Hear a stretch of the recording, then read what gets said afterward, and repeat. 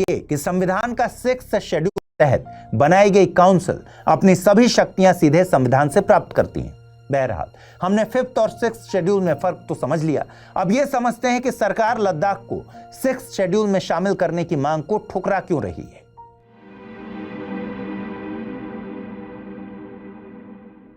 सरकार कहती है कि सबसे पहली बात तो यह कि संविधान का 6th शेड्यूल नॉर्थ ईस्ट के लिए है और 5th शेड्यूल देश के बाकी हिस्सों के ट्राइबल एरियाज के लिए।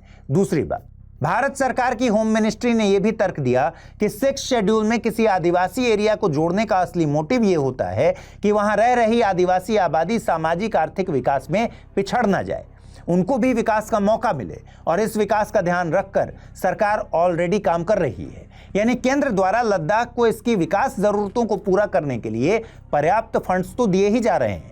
इसके अलावा राज्यसभा में एक रिपोर्ट सबमिट की गई थी। इसमें बताया गया था कि लद्दाख प्रशासन ने सीधी भर्ती में एसटी कैटेगरी के लिए रिजर्वेशन को 10% से बढ़ाकर 45% कर दिया है।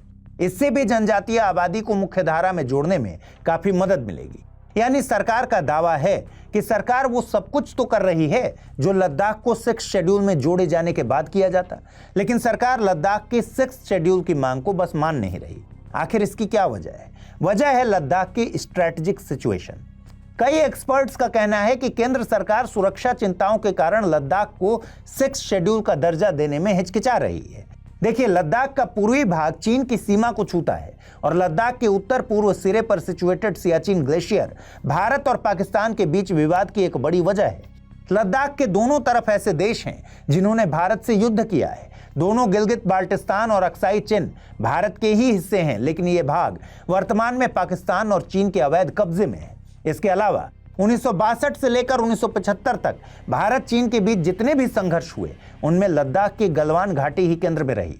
5 साल पहले भी पूर्वी लद्दाख की पैंगोंग लेक के उत्तरी किनारे पर फिंगर 5 इलाके में भारत चीन के करीब 200 सैनिक आमने सामने आ गए थे। इसके अलावा हाल ही में एक खबर आई थी कि चीन ने 2 नए जिले या काउंटी बनाए हैं जो लद्दाख में ही आते हैं। भारत सरकार ने इसका तगड़ा विरोध भी किया। ये सारी वजहें लद्दाख को एक बहुत ही ज्यादा सेंसिटिव स्ट्रैटेजिक इंपॉर्टेंस वाला एरिया बना देती हैं। लेकिन इसका दूसरा पक्ष भी है।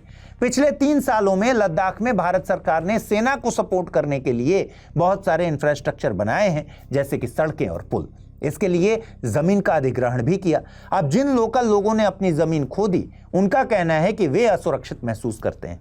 अब माना यह जा रहा है कि अगर लद्दाख जैसा सेंसिटिव इलाका 6th शेड्यूल में आ जाए या इसको स्टेटहुड मिल जाए तो यहाँ जमीन, जंगल और अन्य प्राकृतिक संसाधनों पर कानून बनाने की शक्ति यहाँ के लोगों के पास होगी, जो कि भारत की सिक्योरिटी के लिए ठीक नहीं होगा।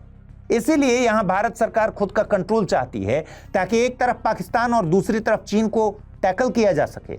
दुविधा समझिए, एक तरफ देश की सुरक्षा का सवाल है, दूसरी तरफ इकोसिस्टम बिगड़ने का डर। एक तरफ है चीनियों और पाकिस्तानियों के हमले का डर, दूसरी तरफ है लद्दाखियों के रिप्रेजेंटेशन के लोकतांत्रिक अधिकारों का हनन। शायद यही वजह है कि भारत सरकार लद्दाखियों की 6th शेड्यूल वाली डिमांड और स्टेटहुड देने की मांग को सिरे से खारिज करती आ रही है। लेकिन एक बात और है, हमारे सामने दिल्ली का भी तो एग्जाम्पल है, जो कि सेंसिटिव एरिया भी है और जहां विधानसभा भी है। भले ही दिल्ली पूर्ण राज्य ना सही, लेकिन यहां लोगों का रिप्रेजेंटेशन तो है।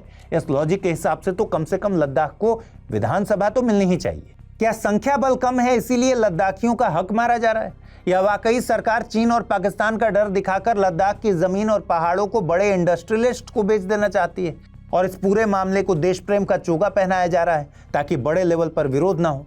क्या इसलिए ही स्टेटहुड और 6th शेड्यूल पर आनाकानी की जा रही है? क्या है सच, क्या है झूठ, अब आगे का समय बताएगा। दोस्तों, आपके हिसाब से क्या होना चाहिए? लद्दाख को 6th शेड्यूल में जगह मिलनी चाहिए